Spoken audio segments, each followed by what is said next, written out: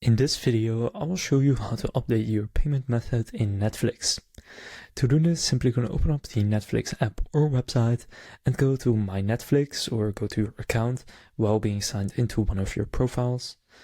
And then from there, click on the three lines in the top right and then click on Account.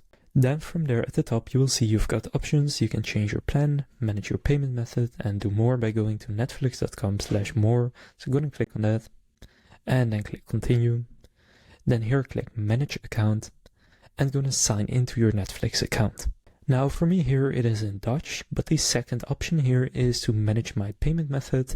So going to click on that option. And then from here you can see currently it's PayPal. Now again it's in Dutch, but it says change. So if you're going to click on change all the way at the bottom, you can then set it to one of the other options such as a credit or debit card, Ideal, PayPal, or you can even use a gift card. So now you know how to update your payment method in Netflix. If this video was helpful, please consider leaving a like and subscribing to my channel. With that being said, I will see you in the next video.